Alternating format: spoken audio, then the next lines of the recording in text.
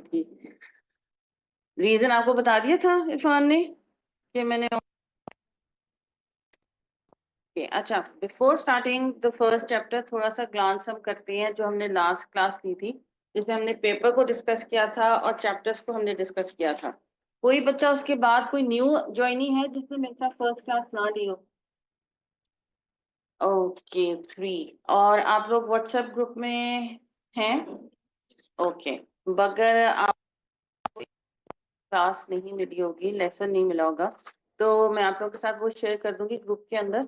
आज जो हम स्टार्ट करेंगे चैप्टर 1, वो वाली स्लाइड्स भी आपके साथ ग्रुप में शेयर कर दूंगी, और जो इंट्रोडक्टरी क्लास हमारी हुई थी वो भी शेयर कर दूंगी। तो अभी आप लोगों ने कुछ मिस किया नहीं है, क्योंकि हमने एक ही क्लास ली थी, उसके बाद had to go for 2 to 3 days। जी, हमने पेपर जो है वो आपका डिस्कस किया था इंट्रो क्लास में, आप उसको डिटेल में देख लेना। इसका अगर मैं एक थोड़ा सा इलाज करूं तो ऑनलाइन स्टूडेंट्स आप में से बेटा कोई ऐसा स्टूडेंट जिसने अभी रिसेंटली ज्वाइन किया हो और मेरे साथ फर्स्ट क्लास आपकी ना हुई हो, काइंडली बताइएगा।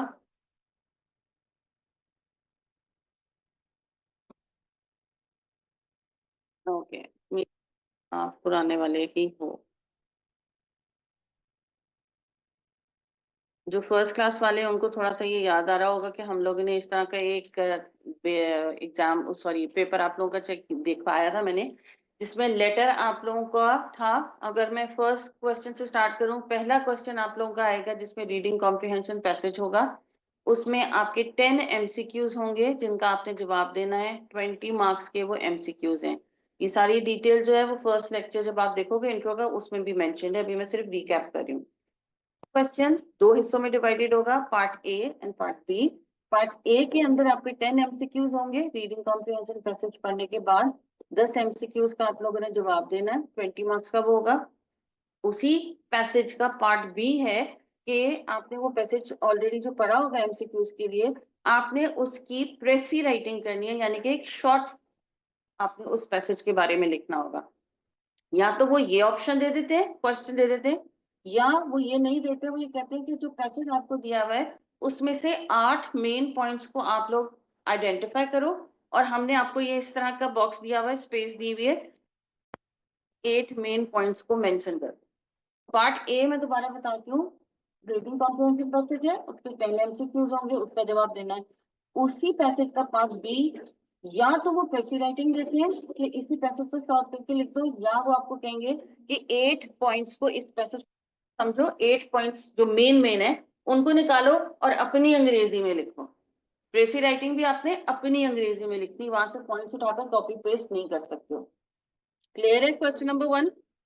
फिर क्वेश्चन नंबर 2 के ऊपर हम आते हैं, जो कि आपका विकैबुलरी से रिलेटेड है। वो आगे पीछे भी कभी कभी वो क्वेश्चंस आपके कर देते हैं, तो वो कोई इतना इशू नहीं है। क्वेश्चन नंबर 2 कैबलरी चैप्टर से होगा, जो चैप्टर नंबर 4 है आपका। उसमें 10 एमसीक्यूज होंगे आपके, जिसमें से वो सिनोनिम्स पूछ सकते हैं, एंटोनिम्स पूछ सकते हैं, इडियम्स पूछ सकते हैं। आपका फिगर ऑफ स्पीच एक टॉपिक है, वो उसके बारे में आपसे पूछ सकते हैं। तो वो आपको 5-6 टॉपिक ज्यादातर वो आपको रिपीटेडली दे रहे हैं। उनमें से आपके 10 एमसीक्यूज होंगे, वो 20 वो आपका हो जाएगा। क्वेश्चन नंबर 3 पे अगर हम आते हैं, वो आपका ऐसे राइटिंग का है।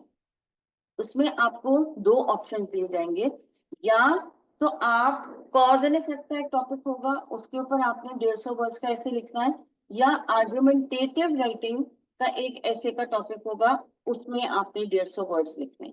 उन इस आपको ऑप्शन होती है कि वो 2 देंगे, ये कर लो या ये कर लो, दोनों में से कोई एक करना होगा। आपने एक 150 वर्ड्स का ऐसे लिखना है, लेकिन ऐसे लिखने से पहले एक काम करना है। वो किस बच्चे को याद है? Planning, good. ये आपका जो ऐसे का क्वेश्चन है वो बेटा 2 हिस्सों में डिवाइडेड है, 10 मार्क्स एंड 20 मार्क्स। 20 जब आप एक मुकम्मल पैराग्राफिंग करके ऐसे लिखोगे, 10 मार्क्स आपको मिलेंगे आपने उस ऐसे की प्लानिंग कैसे की हुई है। ठीक है, कि जिसके ऊपर आपने ऐसे लिखना है।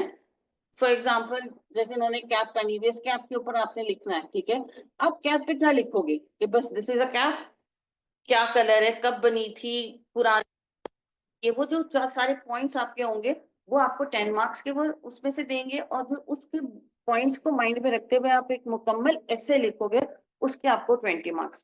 तो मिलाकर ऐसे का क्वेश्चन आपका 30 मार्क्स का होगा। इधर तक क्लियर है? नंबर 4 क्वेश्चन आपका जो लास्ट है वो लेटर राइटिंग का क्वेश्चन है, ठीक है। अब इसमें ट्विस्ट ये है कि यहाँ वो आपको लेटर राइटिंग देंगे, लेटर लिखने को देंगे, या ईमेल लिखने को देंगे, या मेमो लिखने को देंगे, या रिपोर्ट लिखने को देंगे, या सर्कुलर लिखने को देंगे। इन पांचों में से कोई एक चीज ही,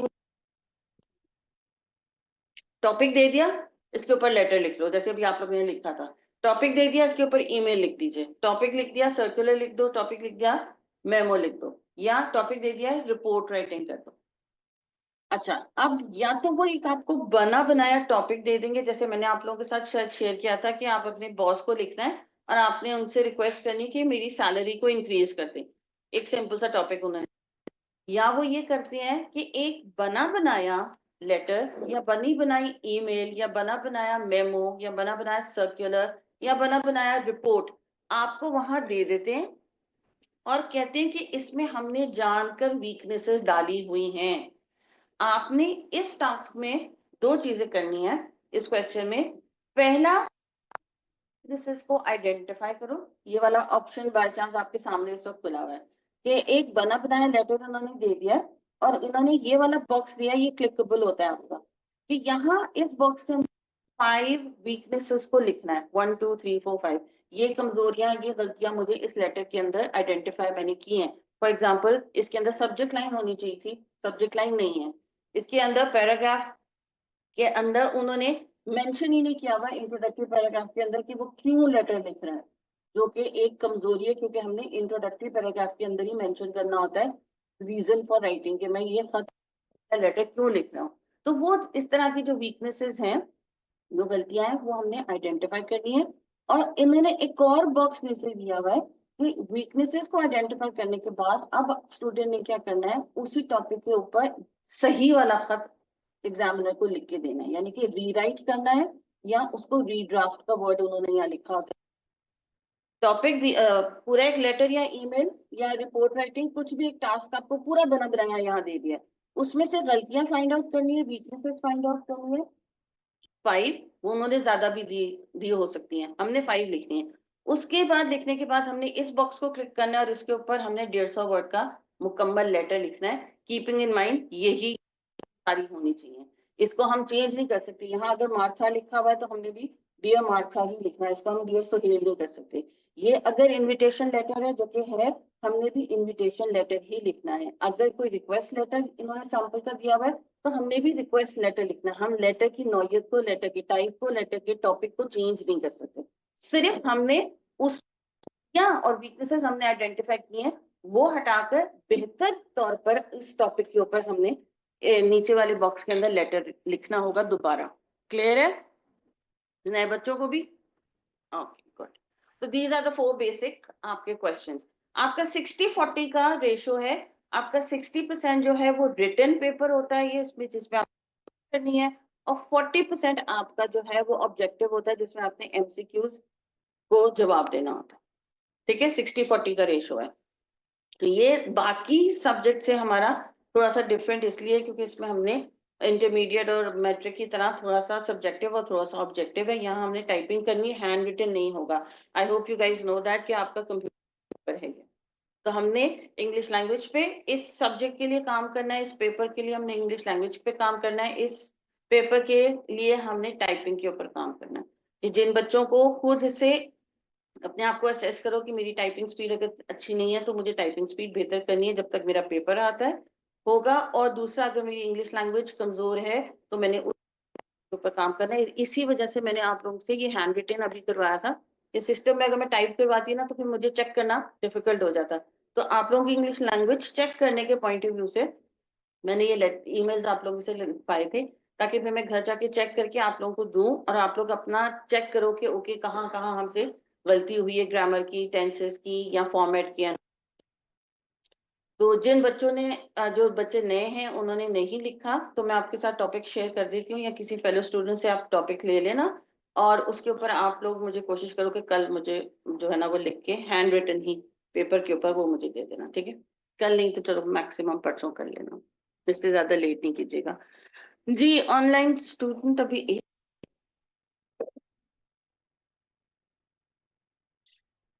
कितने चैप्टर्स हैं हमारे इस बुक में?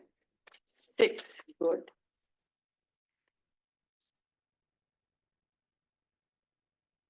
तो आज हम फॉर्मली स्टार्ट करते हैं अपना।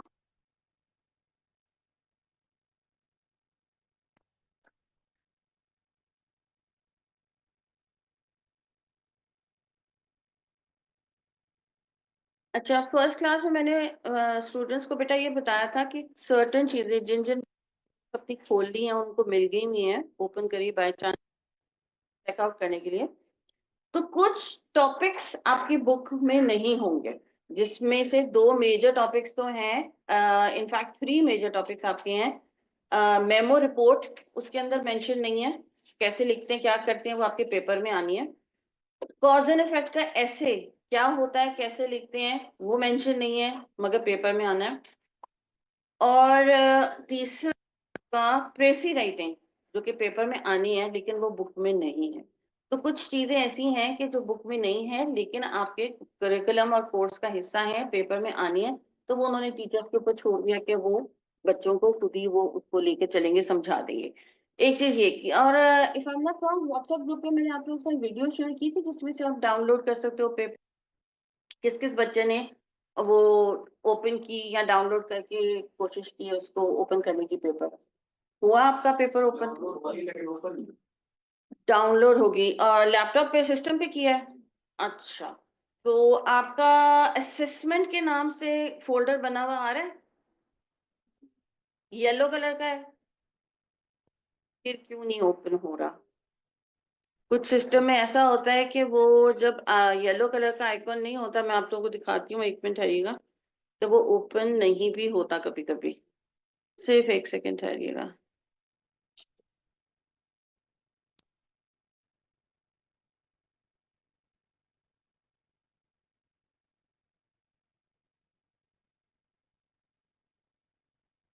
बाकी पर ट्राई किया बेटा, इतनी लंबी छुट्टियां मेरी तरफ से तो मिल गई थी। टास्क सिर्फ एक था आप लोगों का, why didn't you guys try? घर पे सिस्टम नहीं है या हॉस्टल में लैपटॉप कोई सिस्टम नहीं है? किस किस बच्चे के पास एक्सेस नहीं है सिस्टम का? हाँ, जरा ऊपर। ओके, तो मैनेज कैसे करोगे टाइपिंग?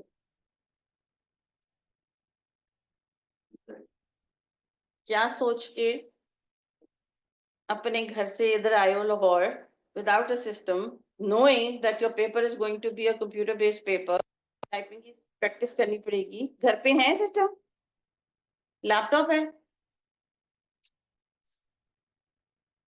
क्यों नहीं लाए? आजकल के जमाने में सेलफोन और लैपटॉप के बगैर कौन ट्रैवल करता है? और इतने दिन में वीकेंड पे गए नहीं हो अभी पीछे? अब ये एज सून एज पॉसिबल आप लोगों ने अपने सिस्टम मंगवाने हैं। यहाँ के लिए नहीं चाहिए, जहाँ रह रहे हो हॉस्टल्स के अंदर या घरों में अपने, उधर के लिए चाहिए ताकि प्रैक्टिस करनी है आपने यहाँ। इधर क्या होगा, 1 घंटे का 1.5 घंटे का लेक्चर है, उसके अंदर अभी स्टार्टिंग के अंदर तो मैं आपको प्रैक्टिस कराने के लिए दे भी नहीं सकती क्योंकि हमने सारे चैप्टर्स को कवर करना है। तो बाय द पहुंचेंगे टाइपिंग के ऊपर तो आपके तो पेपर के दिनों में बहुत कम टाइम रह जाएगा। इधर तो हम फिर प्रैक्टिस उस वक्त कर रहे होंगे कि फॉर्मेट कैसा है, लेटर आपकी पैराग्राफिंग ठीक है, टाइपिंग की तो प्रैक्टिस आपने घर पे से स्टार्ट करनी है। तो एज सोन एज पॉसिबल आप लोगों के हाथों में आप लोगों के लैपटॉप्स होने चाहिए प्लीज, ठीक है? इधर तो मैक्सिमम हम कोशिश करेंगे कि आपको कराएं कि हमारी तो 1 घंटे की क्लास होगी, तो पर 1 घंटा पर डे टाइपिंग जिसमें थोड़ा सा मैंने समझाना आपका चेक करना, ये तो कुछ भी नहीं होएगा, it's going to be peanuts अगर हम उसको देखें तो। घर के अंदर होना टाइम मिल रहा है, आप अपना प्रैक्टिस करो, टाइप करो, मेरे मुझे काम सेंड करो व्हाट्सएप के ऊपर, मैं आपका काम चेक करके आपको वापस करूंगी file. The more you going to type the more it's going to be better. तो सिस्टम बेटा आप लोगों के पास फौरी तौर पर होना चाहिए प्लीज। ओके, हमारा किधर है?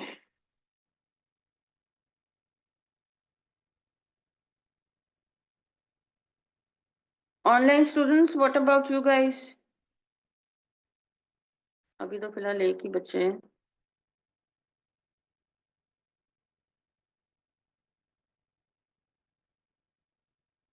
चलो खैर अभी हम डाउनलोडेड तो था।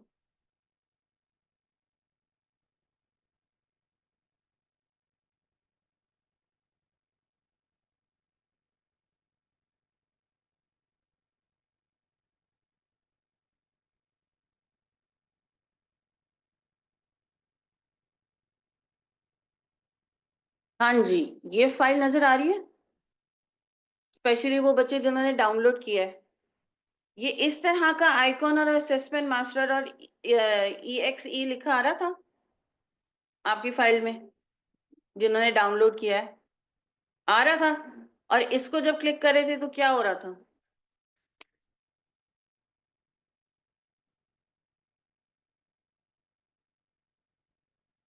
नहीं, वो तो बेटा इस तरह का फोल्डर आ रहा होगा, ये नीचे देख रहे हो माउस,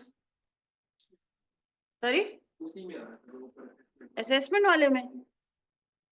अब अगर हम इसमें हैं तो वो तो आपका इस तरह का लोडिंग आ जाना चाहिए और वो आपसे लॉगिन पासवर्ड मांगेगा, सिंपल। इसको जो है ना वो डिलीट करके दोबारा से डाउनलोड करो। आपने राइट क्लिक करके एक्सट्रैक्ट की थी फाइल्स को? वो टाइम लेगा, बहुत हैवी फाइल है ये। और सेलफोन में प्लीज आप डाउनलोड नहीं करना, आपका सेलफोन करप्ट हो जाएगा, आप लोगों का तो एक पेज का पेपर होगा असल वाली। तो अभी हमने जो सैंपल पेपर, सिर्फ मैं वो वाली आईडी डाल रही हूँ, 2 मिनट आप लोग को पेपर में लाइव भी देते हैं, फिर हम चैप्टर नंबर 1 पे चलते हैं। क्या था, BWC में भूल जाते हैं, थिंक सो यही है। ओह अच्छा, नहीं I don't think so, space नहीं है, वही मैं चेक कर रही थी अपने उसमें से, देयर इज नो स्पेस।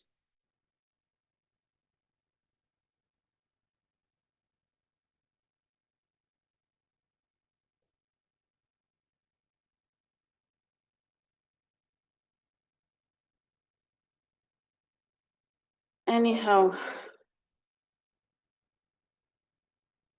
मैं टीए से कंफर्म कर लूंगी पासवर्ड को दोबारा से। मगर फिर आप लोग प्लीज काइंडली वीडियो ओपन करके, मैं दोबारा से वीडियो दोबारा शेयर कर दूंगी ग्रुप के अंदर, जिन बच्चों ने अभी न्यू ज्वाइन किया है उनके पास नहीं होगा उसका एक्सेस। काइंडली आप लोगों ने आई आई कैप की वेबसाइट पे जाके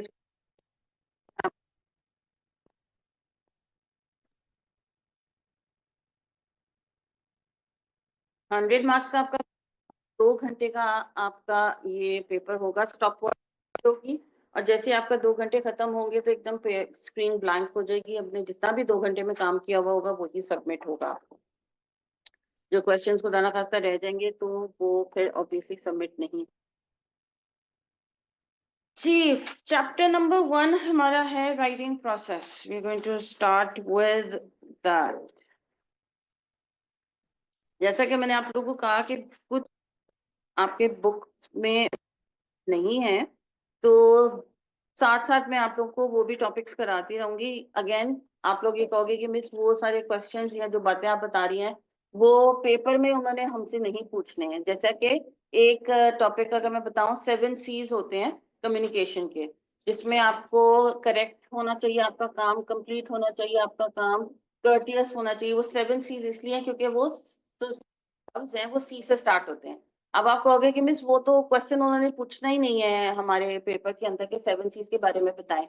तो कुछ चीजें ऐसी हैं कि जो लिटरली डायरेक्टली वो 7 C's के बारे में आपसे क्वेश्चन नहीं पूछेंगे, लेकिन वो 7 C's आपने अपनी पीस ऑफ राइटिंग में कहीं ना कहीं इनकॉर्पोरेट किए, वो चेक करेंगे कि आपका काम था कि नहीं था, आपका काम करेक्ट था कि नहीं था, आपने जो है वो कर्टेसी दिखाई थी अपने लेटर के अंदर, या बदतमीजों की तरह आपने रूड लैंग्वेज इस्तेमाल की हुई थी। तो वो 7 C's इस वजह से हमें पढ़ना या समझना जरूरी है क्योंकि वो हमारे 7 C's रिफ्लेक्ट होने चाहिए राइटिंग के अंदर। तो इस तरह के सर्टेन टॉपिक्स होंगे जिनका पेपर में क्वेश्चन नहीं आएगा, लेकिन they are directly related to your paper. तो फिर इस वजह से थोड़ा सा ओपन माइंडेड होके जो है ना वो टॉपिक्स या पॉइंट्स अगर मैं शेयर करूंगी तो उनको इस तरह डाइजेस्ट करना कि ओके आगे जाके हमारे पेपर के लिए भी काम आने हैं, और दूसरा आगे हमारे जब आर्टिकलशिप करोगे, ऑफिस में काम करोगे, तो उसमें भी काम आएगा। ये सब्जेक्ट जो हमारा है, बाकी सब्जेक्ट भी ऑब्वियसली सीए से रिलेटेड है, आपके आगे वगैरह के लिए काम आएंगे। ये हमारा थोड़ा सा हटकर इसलिए काम आएगा क्योंकि आपने चाहे टैक्स पढ़ना है, ऑडिट पढ़ना है, या जिस जिस डिपार्टमेंट में आप लोग जाके आर्टिकलशिप करते हो, कम्युनिकेट आपने अंग्रेजी में ही करना है। ईमेल आपने चाहे टैक्स वाले बंदे को करनी हो, ऑडिट वाले बंदे को करनी हो, या अकाउंट्स वाले बंदे को करनी हो, तो करोगे तो अंग्रेजी के अंदर ही। तो वो इंग्लिश यहाँ थोड़ी सी बेहतर हमने करनी है। ईमेल, मेमो, कम्युनिकेट, वैसे वर्बली खड़े होकर भी बातचीत हमने किस तरह करनी है, तो वो ऑफिस में आपको काम आएगी। तो ये टॉपिक, ये सब्जेक्ट सिर्फ हमारा पेपर पास करने के लिए नहीं है, ये आगे जाके आर्टिकलशिप में आप लोगों को काम आएगा। और आर्टिकलशिप से पहले जब आप लोग कैप इंशाल्लाह कर लोगे, तो एक आईकैप ने एक ट्रेनिंग सेशन रखा होता है पीपीई के नाम से, कॉलेजेस ही करवाते हैं। तो उसमें भी ये चीजें आपको दोबारा से समझाई जाती हैं, पढ़ाई जाती हैं, वो आपको प्रिपेयर करते हैं कि आर्टिकलशिप से पहले आप लोग जो हो सर से लेकर पैर तक देखने में, बोलने में, चलने में, बेहतर तौर पर आर्टिकलशिप के लिए जाओ। ऐसा नहीं कि अभी जैसे हमारी अगर टूटी फूटी इंग्लिश है, या हम उठते बैठते सही तरीके से नहीं है, उर्दू पंजाबी भी हम सही तरीके से नहीं बोलते, ठा करके हम दरवाजा खोल रहे हैं ऑल दैट, तो वो सारी उस ट्रेनिंग में चीजें होंगी जिसका स्टार्टिंग वो अभी से ही आपको करवा रहे हैं। फिर आप जब ट्रेनिंग करोगे, कहीं किसी भी इंस्टीट्यूशन से आप कर सकते हो वो, तो वो आपको आज कभी हम पूरे सेशन में पढ़ेंगे तो वो आपको उसका रेफरेंस देंगे कि बेटा आपने जब पीआरटी किया था तो ईमेल वगैरह तो आपने पढ़ी हुई होगी, चले मैं आपको टॉपिक देता हूँ, इसके ऊपर ईमेल लिखे। तो उस वक्त आप कहोगे कि ये तो पेपर के लिए हमने ईमेल पढ़ी थी, तो यहाँ वो क्यों हमसे ईमेल का काम करवा रहे हैं? तो इस वजह से कि वो आर्टिकलशिप में भी आगे जाके आप लोगों को काम आएंगे। तो ये जो सब्जेक्ट है हमारा, सिर्फ इसको इसलिए नहीं या समझना कि मैंने सिर्फ ये 4 क्वेश्चन देकर पेपर पास करना है, ये एक हमारा रिक्वायरमेंट है, यस, इसीलिए हम यहाँ आज बैठे हैं और आप लोग पढ़ रहे हो, ये सेशन ले रहे हो। लेकिन इसका जो दूसरा फेज है वो आगे जाके आप लोग को प्रैक्टिकल लाइफ में काम आएगा। तो उसको इस तरह जरा अपना माइंड ओपन करके इस सब्जेक्ट को आप लोगों ने पढ़ना है। जी, coming to chapter number planning. आपके इसमें 3 स्टेप्स हैं। राइटिंग का एक प्रोसेस होता है, एक तरीका होता है कि उसमें आप, ऐसा ही नहीं है कि मैंने आपको अगर ये टॉपिक दिया था तो बगैर सोचे समझे अगर किसी बच्चे ने लिखा होगा तो उस बच्चे की शायद पीस ऑफ राइटिंग में ज्यादा गलतियां होंगी एज कम्पेयर टू उस बच्चे के कि उसने इस टॉपिक को पढ़ा जो मैंने दिया था, उस सोचा कि ओके मैंने क्या लिखना है, किसको लिखना है, कैसे लिखना है, कितना लंबा लिखना है, और मैंने क्या रीजन देने हैं कि मेरी तनख्वाह को बढ़ा दें। तो वो प्लानिंग अगर उस बच्चे ने की होगी, उसके थोड़े से बेहतर राइटिंग होने के चांसेस है एज कम्पेयर टू जिसने बगैर सोचे समझे बस दर दर दर लिखना शुरू कर दिया और बाद में फिर काटा पीटी की तो उसके चल रही है। तो वो एक प्रोसेस होता है राइटिंग करने का, कि जिसके अंदर आप पहले प्लानिंग करते हो, फिर आप एक रफ ड्राफ्ट बनाते हो, और फिर एक रफ ड्राफ्ट को अपना रीचेक करके या करवा कर फिर एक आप फाइनल ड्राफ्ट की शक्ल देते हो उसको, या फाइनल पीस ऑफ राइटिंग या फाइनल पीस ऑफ डॉक्यूमेंट की शक्ल देते हो। तो इसके राइटिंग प्रोसेस के एज फार एज योर आईकैप की बुक की मेन स्टेप्स को जो है कंसिडर करेंगे, वरना 3 से ज्यादा स्टेप्स होते हैं। आपकी बुक में 3 मेंशन है जो बेसिक है, वो हमने यहाँ कवर करने। नंबर 1 पे आपका आता है कि आपने प्लानिंग और माइंड को यूज करते हुए आइडिएशन करनी है, यानी कि पॉइंट्स बनाने के मैंने, ठीक है, अगर बॉस को खत लिखना है और मैंने अपनी तनख्वाह बढ़ाने के लिए उनको रिक्वेस्ट करनी है, बट मैं किस तरह उनको अप्रोच करूंगा?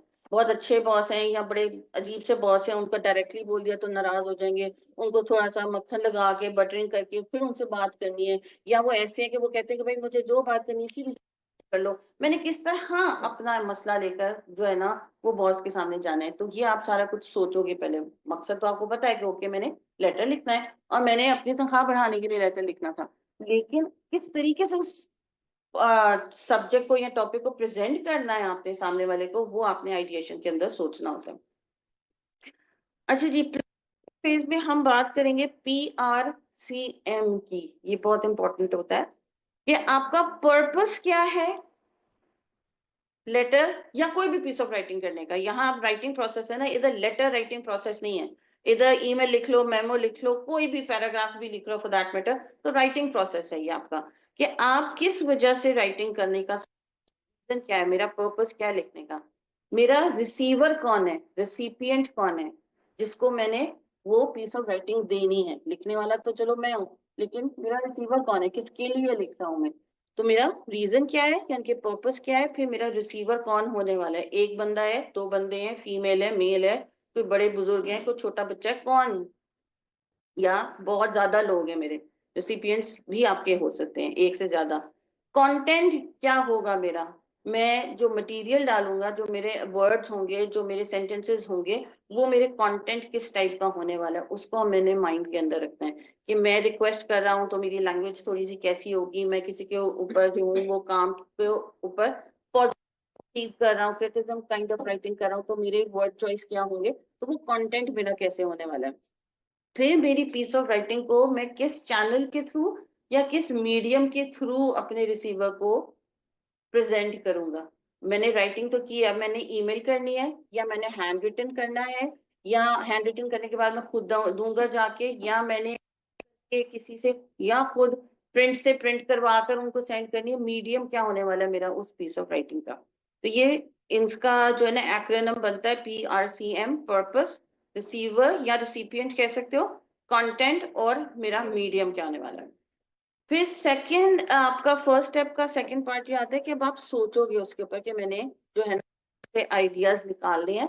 और कभी ऐसा हुआ है लाइफ में डिसऑर्गेनाइज हुए हो, कि कोई बेतरतीबी के साथ चीजें, आपने इंपॉर्टेंट चीजें इधर उधर रख दी और एंड वक्त के ऊपर जब वो आपको चीज चाहिए, तो वो अब आपको अपने अलमारी में से, दराज में से, बैग में से चीजें ढूंढनी पड़ी, भी याद नहीं है कहाँ रखी थी जरूरी।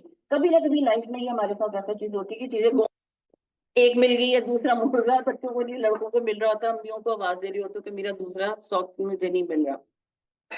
तो ऐसे में अगर हम आइडियाज तो बना लेते हैं, लेकिन बेतरतीबी से हमने आइडियाज लिखे, जैसे हम लोग को एज ए स्टूडेंट आदत होती है बैक साइड के ऊपर ना रजिस्टर की कुछ ना कुछ लिख रहे होते हैं, ऑल दैट इंपॉर्टेंट चीजें, लेकिन वो एक हमने ऊपर लिखा, बीच में लिख दिया, तीसरा हमने जो है ना वो फर्स्ट वाले के साथ लिख दिया, और पांचवा हम लिखना भूल गए तो हम छठे के ऊपर आ गए नॉल दैट। तो अगर हमने बेतरतीबी से अपने आइडियाज को कहीं लिखा हुआ है बेतरतीबी से, तो वो उसी तरतीब यानी कि उसी बेतरतीबी से फिर पैराग्राफ की शक्ल भी बनेगी उसकी। तो हमें अपने आइडियाज को जो भी हम बना रहे हैं, माइंड में बना रहे हो तो भी, कहीं पेन डाउन, तो भी, यहाँ हम बात करें राइटिंग की तो हमने ऑब्वियसली लिखने हैं अपने वो पॉइंट्स। तो तरतीब से हमने लिखना है उन आइडियाज को, ताकि वक्त पढ़ने पर, वक्त पढ़ने से मुराद कि अब जब मैंने आइडियाज बना लिया, मैं लेटर लिखने लगा हूँ या ईमेल लिखने लगा हूँ या कोई भी पीस ऑफ राइटिंग करने लगा हूँ, तो उस सब मेरे पास वो बने बनाए मेरे नोट्स हैं, बने बनाए मेरे पॉइंट्स हैं, उनको माइंड में रखते हुए मैंने फिर अपनी वो पीस ऑफ राइटिंग करनी है। तो बुक में आपके आई कैप दो तीन चार चीजें दी हैं, तरीके दिए हैं, रादर मैं आपको कहूंगी कि टूल्स दिए हैं, कि जिनके थ्रू आप अपने आइडियाज को तरीके से कहीं पेन डाउन कर सकते हो, ताकि वक्त पड़ने पर आपको वो आइडियाज एज इट इज आपको मिल जाए। वन पे क्या था, टू पे क्या था, थ्री पे क्या था, थ्री के चार पॉइंट थे, फाइव फोर्थ नंबर के दो पॉइंट थे, फिफ्थ का कोई पॉइंट ही नहीं था, डायरेक्टली सेवन पे चले जाओ, सिक्स पे चले जाओ। तो वो एक आपने तरतीब से चीज, वो इस वजह से भी है कि आप इंडिविजुअली ऑर्गेनाइज्ड बनो, मैनेज कर सको चीजों को, और दूसरा अच्छी बड़ी ऑर्गेनाइजेशंस के अंदर ये जो चीजें उन्होंने बताई हुई डायग्राम्स और फिशबोन वगैरह वो यूज करते हैं, ताकि आपको आइडिया तो हो कि ओके ये भी कोई चीज होती है जिसके थ्रू हम अपने आइडियाज को कहीं नोट डाउन कर सकते हैं। अचानक किसी मीटिंग में बैठे हो, इवन आर्टिकलशिप कर रहे हो, कोई ऑफिस में काम हो रहा है कि जी ये माइंड मैप बना के जरा लेके आना इन पॉइंट्स का, तो आप कहोगे माइंड मैप क्या होता है। तो इस वजह से ये बुक को समझना या टॉप पॉइंट्स को, टॉपिक्स को समझना आगे जाके प्रैक्टिकल लाइफ में आप लोगों के लिए बहुत इंपॉर्टेंट होने वाला है, पेपर के लिए तो इम्पोर्टेंट है ही। इसमें हम बात करेंगे कि हम अपने आइडियाज को किस पेन डाउन कर सकते हैं या नोट डाउन कर सकते हैं। तो ये दोनों मिलाकर ए एंड बी आपका फर्स्ट स्टेप बनेगा। सेकेंड स्टेप आपका है ड्राफ्टिंग का, यानी कि अभी आप रफ ड्राफ्ट बनाओगे।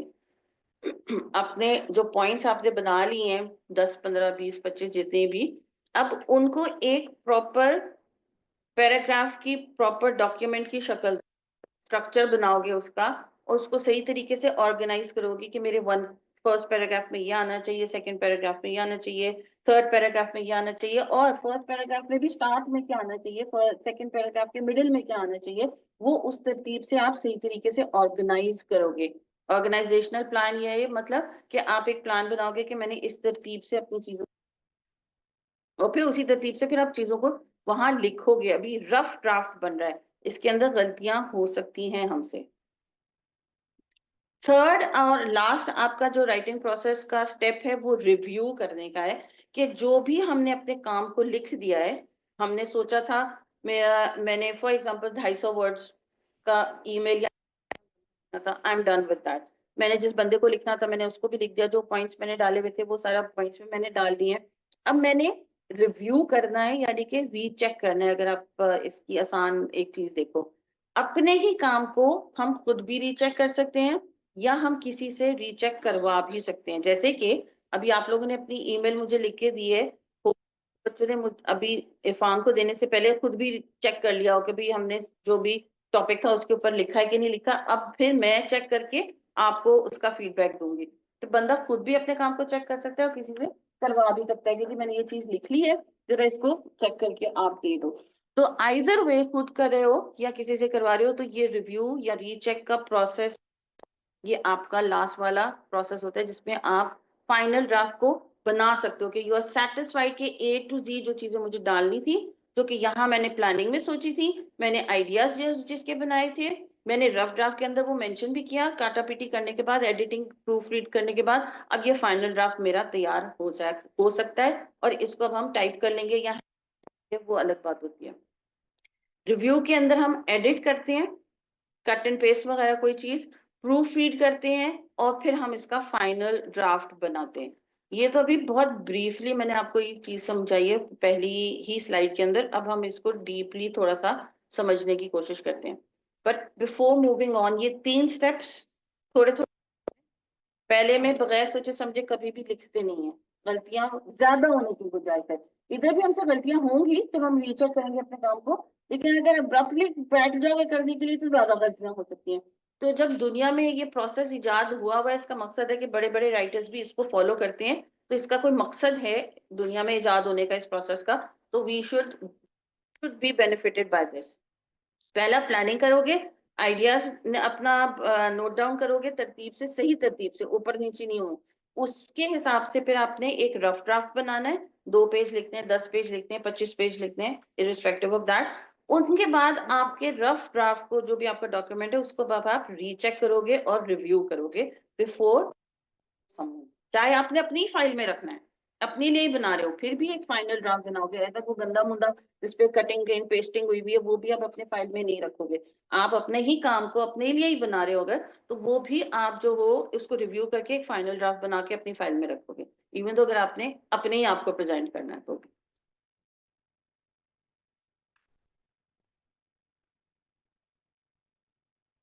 अच्छा, एक और चीज कि हम लोग यूजुअली वीकली टेस्ट रखते हैं बेटा इधर क्लास के अंदर। उसके 2 रीजंस होते हैं। ए, कि ये आप लोग लेसन को ध्यान से समझ रहे हो कि नहीं समझ रहे हो और कितना समझ पा रहे हो। कि जब हम आपका टेस्ट लेते हैं एज अ टीचर इंस्टीट्यूशन, हमें भी पता चलता है कि बच्चे कहाँ तक जा रहे हैं, ठीक है, उनका लेवल क्या है, या जो लेक्चर डिलीवर हुए हैं वो उनको किस हद तक समझ में आ रहे हैं। स्टूडेंट्स को भी पता चलता है कि ओके क्लास में मुझे लग रहा था कि ये पॉइंट तो मुझे क्लियर था, लेकिन जब टेस्ट में पूछा गया तो ये मेरे से गलत आंसर आ गया। इसका मतलब है ये पॉइंट में से मुझे उस पर सही समझ में नहीं आया था, इसकी क्लैरिटी की जरूरत है। I am going to work on it on my own, या मैं टीचर से दोबारा कंसल्ट करूंगा कि मिस ये पॉइंट जो मुझे लगा था क्लास में मुझे समझ में आया लेकिन पेपर में मेरे से गलत हुआ है, तो काइंडली इसको दोबारा बता दें। तो इससे ये 2 फायदे आपके होते हैं कि हम असेस कर पाते हैं। और दूसरा ये कि जैसे मैंने स्टार्ट में कहा कि ये सब्जेक्ट आप लोगों के लिए लॉन्ग टर्म के लिए बहुत इंपॉर्टेंट है। तो हमें ये चेक करना होता है कि बच्चा पेपर पास करने के लिए ये लेक्चर्स ले रहा है या इसको समझने के लिए समझ रहा है और पढ़ रहा है और यहाँ दिल आंखें और दिमाग खोल कर बैठा हुआ है। तो अगर तो सिर्फ एक बंदा बोल रहा है और आप बैठे हो हाँ घंटा कुछ, ठीक है, तो आप जाएंगे और फिर जब टेस्ट होना लगेगा असली वाला, उस पर 2 दिन 4 दिन पहले बैठ के जो है ना पढ़ाई करके हम अपना टेस्ट दे देंगे, वो चीज ना हो। इस वजह से मैं एटलीस्ट यहाँ वीकली टेस्ट रखती हूँ ताकि मुझे पता हो कि जो बच्चे पढ़ रहे हैं समझ रहे हैं, वो आया आंखें सिर्फ इधर, मुझे दिमाग भी है यहाँ, और वो उस चीज को समझ रहे हैं कि नहीं, क्योंकि ये इंपॉर्टेंट चीज है आगे जाके आपकी लाइफ के अंदर। तो टेस्ट हमारे वीकली होंगे। ऑनलाइन स्टूडेंट्स आप लोगों को भी मिल जाएगा और ऑन कैंपस आपको भी, या तो हैंड इधर हो जाता है आपको प्रिंट के फॉर्म में मिल जाएगा या गूगल क्लासरूम पे अपलोड हो जाता है, आपको टाइम मिल जाता है और कि इतने बजे होगा, लॉगिन वगैरह डिटेल्स मिल, गूगल क्लासरूम पे जाकर अपना टेस्ट वहां दे सकते हो और देर एंड देन आप लोगों को वहाँ रिजल्ट भी पता चल जाता है, कौन से आंसर्स आपके सही थे, कौन से आपके आंसर गलत थे, गलत वालों का सही जवाब भी आपको वहां मिल जाता है। तो वो देर एंड देन आपका वहाँ जो है वो टेस्ट भी हो जाता है और आपको रिजल्ट भी उसी वक्त मिल जाता है विद वन क्लिक। अच्छा जी, PRCM क्लियर है? बस यानी कि रीजन, रिसिपिएंट यानी कि रिसीवर जिसके लिए हम लिख रहे हैं, कंटेंट वो मटेरियल या इंफॉर्मेशन जो हमने अपने उस पीस ऑफ राइटिंग में डालनी है, और मीडियम के किस रूट से या किस जरिए से हम अपने उस रिटन काम को ट्रांसमिट करेंगे या ट्रांसफर करेंगे या कन्वे करेंगे अपने उस मैसेज को, क्या होने वाला है वो हमारा मीडियम।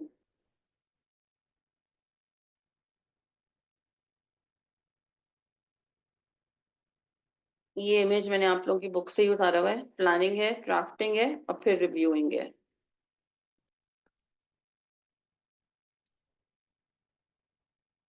अच्छा, कभी गूगल के ऊपर अगर आप करोगे ना ये राइटिंग प्रोसेस का, तो प्लानिंग के बजाय आप राइटिंग का वर्ड भी मिल सकता है, जैसे मैंने कहा रिव्यू के बजाय रीड चेक का वर्ड भी आपको मिल सकता है, रिवीजन का वर्ड भी आपको आर से मिल सकता है। तो प्लानिंग पी के बजाय वो आपको जो है वो प्री राइटिंग भी कर सकते हैं, यानी कि राइटिंग से पहले का काम।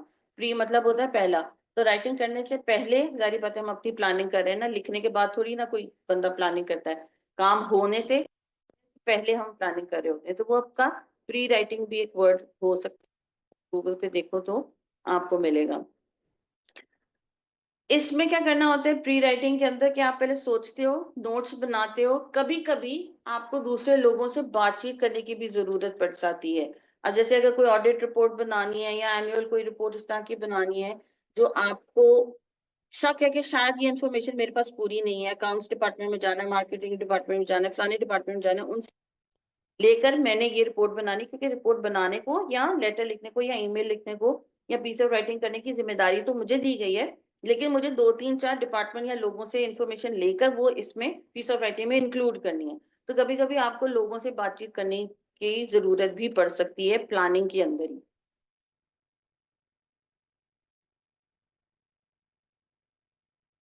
ये कभी कभी इंटरव्यू भी आपको लोगों के करने पड़ जाते हैं, रिसर्च जाकर नेट के ऊपर करनी पड़ जाती है, लाइब्रेरी के अंदर जाके करनी पड़ जाती है। ये जितना हम हमारी समझो कि वास्ट होती जाएगी राइटिंग, या बड़ी होती जाएगी, कोई प्रोजेक्ट या बड़ी असाइनमेंट बना रहे हो, उस हिसाब से आपकी प्लानिंग जो है वो ज्यादा होती चली जाएगी। अगर आपने सिर्फ एक ईमेल लिखनी है या लेटर लिखना है या 2 पेज का कोई डॉक्यूमेंट लिखना है, तो आपकी आपका जो प्लानिंग का फेज है वो शॉर्ट रहेगा। लेकिन जैसे जैसे आपकी importance and number of pages या आपकी जो नौयत है उस राइटिंग की बढ़ती जाएगी, कि अगर आप PhD कर रहे हो तो आपने पूरा एक थीसिस बनाना है, तो जारी बात है उसके लिए आपकी प्लानिंग बहुत ज्यादा लंबी होती जाएगी। डिपेंड करेगा कि what type of writing you are doing. तो इस वजह से यहाँ क्योंकि सिर्फ राइटिंग प्रोसेस की बात करें तो यहाँ ये मेंशन किया है कि इंटरव्यू भी करने पड़ सकते हैं, एक्सटेंड है आपकी। लेकिन हर पीस ऑफ राइटिंग के लिए नहीं आपको इंटरव्यू करने की जरूरत पड़ेगी, हर पीस ऑफ राइटिंग के लिए आपको लोगों से बातें करने की भी जरूरत नहीं पड़ेगी। वो डिपेंड करेगा कि कौन सी टाइप ऑफ राइटिंग आप करने वाले हो। कभी कभी खुद से ही सोचा, खुद से ही पॉइंट्स लिख लिया, कहीं जाने की जरूरत कभी कभी पड़ भी सकती है। ऑनलाइन स्टूडेंट्स आप में से कोई बेटा, कोई नया बच्चा जिसने मुझे पहले ज्वाइन नहीं किया हुआ, फर्स्ट क्लास जिन्होंने मेरे साथ ना, 300 के हादिया ने तो ली थी।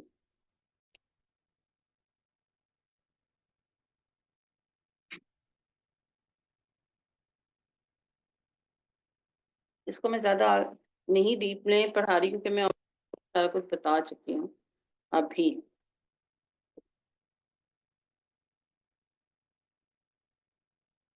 अच्छा, मैं अगर टेस्ट की आपसे बात करूं तो ये ब्रेनस्टॉर्मिंग से रिलेटेड आपको कुछ तरह का आ सकता है।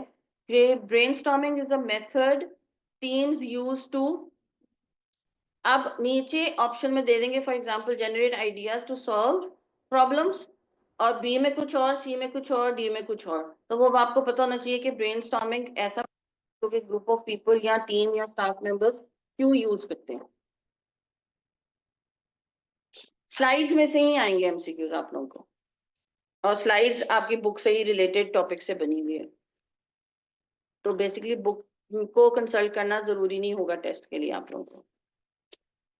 Brainstorming is a method teams use to generate idea, define problems or come up with something better, new or different।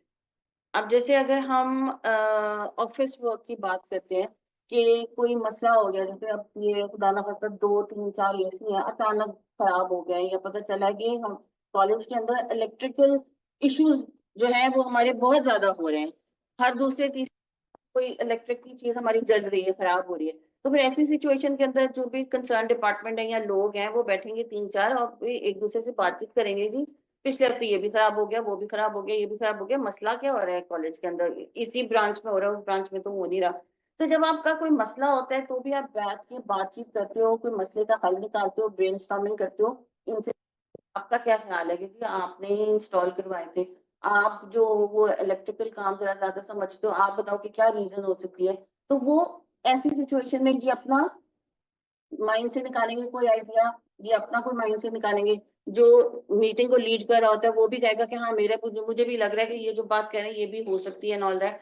तो वो आप मीटिंग के दौरान फंसे हुए हो तो मसले का हल निकालने के लिए भी आप ब्रेनस्टॉर्मिंग करते हो, जो कि हम नेचुरली पर्सनल लेवल के ऊपर भी कितनी दफा करते हैं। अगर हम घरों के अंदर कोई मसले मसाइल हो जाए तो बैठ के, जैसे बड़े बुजुर्ग होते हैं कि वो जी मसले का हल आप निकाल रहे हैं और तो सेम इज द केस कि आप अपनी प्रोफेशनल लाइफ में भी करते हो।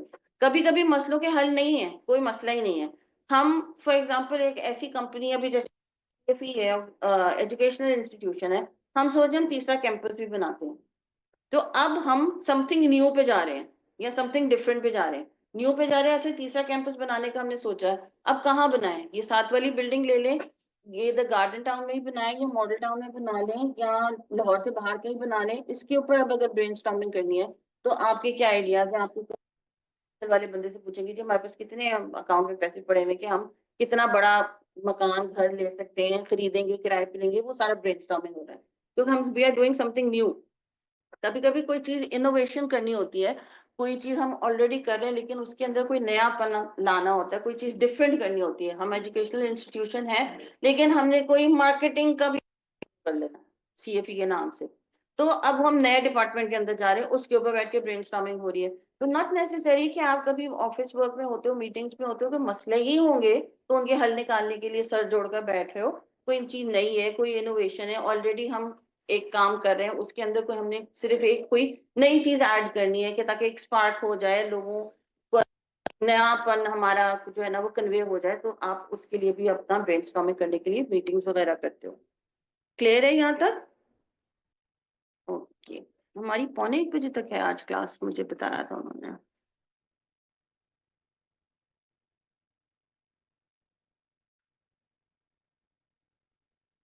अच्छा एक ये बहुत, जब आप ब्रेनस्टॉर्मिंग कर रहे होते हो बैठे हैं, मैं जैसे अगर कोई टीम लीड कर रहे हो, आप लोगों से पूछ रहे हो कोई बात, अगर एक मसला वैसे ही मैं बोल दूं कि बेटा जरा बताओ कि अभी पिछले महीने में खास से स्मॉग बहुत ज्यादा थी लाहौर में, if I am not wrong, of भी हुआ था ना स्कूल कॉलेज यहाँ से, तो क्या रीजन हो सकती है स्मॉग होने की?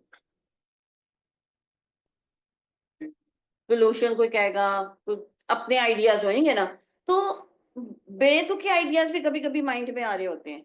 तो ब्रेनस्टॉर्मिंग हम जब कर रहे होते हैं तो उसका ये होता है कि आपने अपने सारे आइडियाज को रिकॉर्ड करना है, लिखना है, जॉट डाउन करना है। उस वक्त आपने ये नहीं कहना क्या अजीब आइडिया आपने दे दिया, ये तो कोई बात ही नहीं, मैं स्मॉग की बात कर रही हूँ, आप पता नहीं कहाँ की बात कर रहे हो। तो उससे जितने आइडियाज आ रहे होते हैं आपने सामने वाला जो भी आपके पार्टिसिपेंट्स होते हैं उनसे आइडियाज लेने होते हैं, उनको रिस्ट्रिक्ट नहीं करते हैं। तो आप जब अपने ऑफिस में जाओगे और ऐसी सिचुएशन में हो कि कहीं आपसे लोग कोई आइडियाज मांग रहे हैं, तो बाय ऑल मीन्स खुले डुले होके अपने आइडियाज दो, चाहे वो सिचुएशन से 100% मैच नहीं भी कर रहे हो। जो पॉप अप हो रहा है, जो अच्छा लीडर होगा वो आपको कभी भी शट डाउन नहीं करेगा, वो ये नहीं कहेगा कि अजीब किस्म का आइडिया दे दिया, क्योंकि फिर अगली दफा की मीटिंग में आप शायद आइडियाज दोगे नहीं कि जी बॉस ने सबके सामने ऐसा बोल दिया था, I am not going to say anything. और क्या ये होगा उस वक्त जब सेकंड या थर्ड मीटिंग में आप जब नहीं बोलोगे तो क्या पता आपका ही आइडिया वो इतना अच्छा था कि जिस बात के लिए हम बैठे, आपका ही आइडिया से वो सारा काम हो सकता था सही, लेकिन फर्स्ट मीटिंग में क्योंकि आपको टोक दिया गया था तो आपने सोचा कि इस मीटिंग में मैं तो नहीं बोलूंगा या कम से कम बोलूंगा। तो ऐसी सिचुएशन में एक अच्छे लीडर्स को ये चाहिए कि जब ब्रेनस्टॉर्मिंग का सेशन हो रहा होता है तो उसमें आइडियाज जितने भी आ रहे होते हैं, लेने देने होते हैं, उसके बाद फिल्टर करते हैं आइडियाज को। हम टाइम लिमिट जरूर लगाते हैं कि जी आज हमारा आधे घंटे का सेशन है, हम इस मसले के ऊपर बात करने वाले, आधे घंटे के अंदर जितने आइडियाज है मुझे दे दो। हम टाइम लिमिट उसके ऊपर लगाते हैं मीटिंग पर, लेकिन आपने सिर्फ 5 देने, आपने 3 देने, आपने तो देने ही नहीं है, आप 10 दे देना आइडियाज, वो नहीं लिमिट लगाते। आपने 15 देने आप दो, आपने 25 देने आप दो, आपने तो आपने नहीं देना बेशक आप मत दो, उसके ऊपर कभी भी लिमिट नहीं लगाते। एक आजादाना माहौल देते हैं जब आप इस तरह की ब्रेनस्टॉर्मिंग कर रहे होते हो। आपकी फिल्टराइजेशन बाद में होती है, जजमेंटल नहीं होना, क्रिटिक नहीं होना, पॉजिटिव क्रिटिज्म जो भी आपसे करना है वो मीटिंग उस आधे घंटे के बाद। आधे घंटे का ये सेशन है, इसमें सिर्फ इसको इस्तेमाल करना, खुला डुला होके बॉस क्या कहेंगे, साथ वाला क्या कहेगा, वो खातून बैठी है वो क्या सोचेंगे, उस वक्त कुछ नहीं, सब कलीग्स हैं आपस में, जो चीज आ रही है माइंड में आपने बस मुंह से निकालनी है, ऑब्वियसली फाउल लैंग्वेज के अलावा। फोकस ऑन क्वांटिटी, कि जितनी आ रही हैं, अगर हमने आधा घंटा, 40 मिनट, 15 मिनट दिए हैं, उसके अंदर कितने आइडियाज मैक्सिमम आ सकते, 150, 40, क्वांटिटी के ऊपर आपने उस वक्त जो है वो माइंड में रखना है। क्वालिटी के बाद में हम देखेंगे जब हम फिल्टर कर रहे होंगे। तो सेट अ टाइम पीरियड, जैसे मैंने कहा कि टाइम पीरियड आप सेट करो कि 15 मिनट है, आधा घंटा, 1 घंटा है, 2 दिन है, 5 दिन है।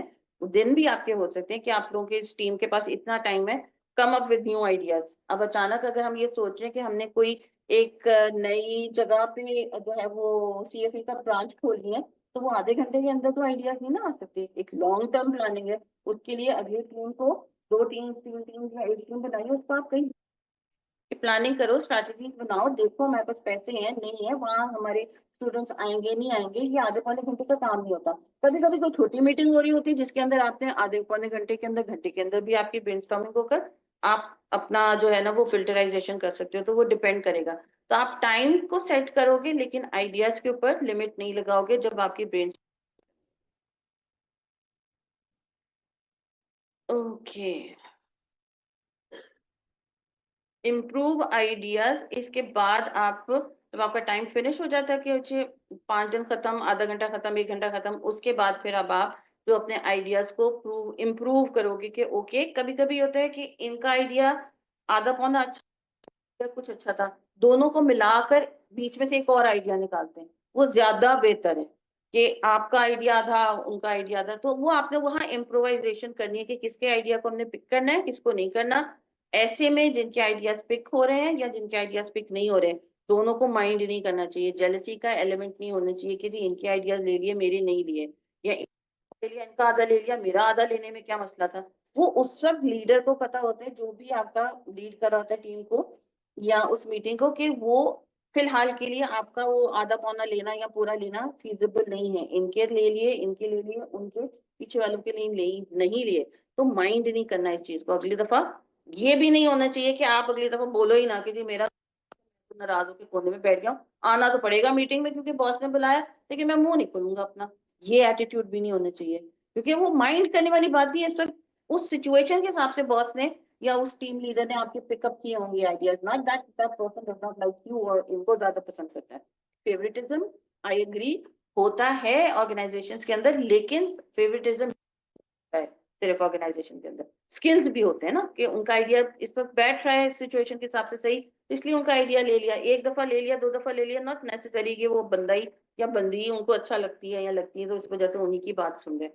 हम इसको पॉजिटिव लें कि क्या रीजन है कि इनका ही ले रहे हैं, कि ही कम और she comes up with better ideas, या वो बॉस की बात को फौरन पिकअप लेते हैं, दिमाग ज्यादा जल्दी तेज से चलाते हैं। उस चीज को पॉजिटिव लें रादर देन नेगेटिव होकर कोने में बैठ जाओ और ये कहो कि फिर मैंने तो बात ही नहीं करनी या मैंने पार्टिसिपेट ही नहीं करना, चला तो जाऊंगा या चली तो जाऊंगी। और कभी कभी हो भी जाता है बंदे का दिमाग उल्टा, वो भी हो जाए, वो भी है, मगर उसको फिर ट्रैक पे भी वापस लेके आना है। ठीक है, पिछली मीटिंग में मैं मुंह फुला के बैठा हुआ था, हर मीटिंग में I can do that. Okay, why is idea generation important for businesses?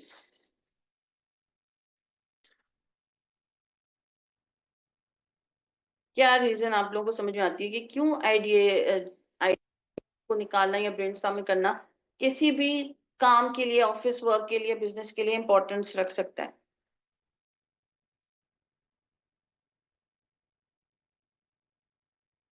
जो भी, अगेन ये ब्रेनस्टॉर्मिंग वाला था, जो भी माइंड में आ रहा है बोल दें। डायरेक्शन मिलती है, इनोवेशन आ सकती है, बेहतरी हो सकती है ऑर्गेनाइजेशन की, शायद उस डिपार्टमेंट की। अगर हम सोचेंगे ही नहीं, आइडियाज ही निकालेंगे, तो फिर वही स्टेगनेंट ही रहेंगे, जहाँ हैं वहीं रहेंगे, आगे नहीं बढ़ सकते, अपनी गलतियों से नहीं सीखेंगे, वही गलतियां दोबारा ही करते रहेंगे, क्योंकि सोच ही नहीं रहे उसके ऊपर। तो मल्टीपल आपकी जो है ना वो फायदे होते हैं अगर आपका जो है ना वो सेशंस करते रहें तो। कॉमन आइडियाज, इसके ऊपर आज फिर हम एंड करते हैं कि जो आपकी बुक में उन्होंने बताए हुए हैं कि जब आप मीटिंग्स में हो, आइडियाज को पे काम कर रहे हो, ब्रेनस्टॉर्मिंग कर रहे हो, तो उनको कहीं किस तरह नोट डाउन करना है।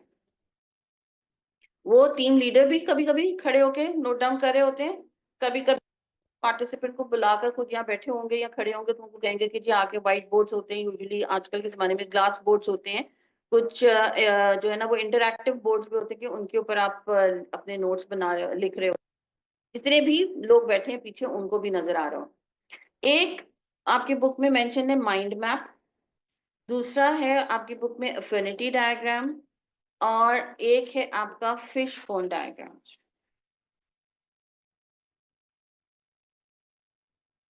इन तीन के ऊपर हमने काम करना है, इसके अलावा और बहुत सारे होते हैं, लेकिन वो उन्होंने तीन को बताया कि और अब एक होता है कि हमने या इंस्टीट्यूशन ने एक चीज इंट्रोड्यूस करा दी है, ये लकीर का फकीर एक उर्दू का मुहावरा है, if I am not wrong, किस किसने सुना हुआ है?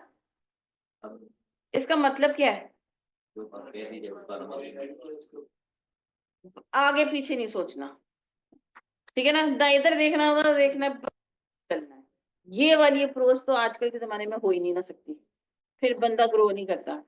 तो अब क्या है कि ये जो तीन उन्होंने बताई हैं, अब बस सारी जिंदगी इन तीन पे ही काम करना है।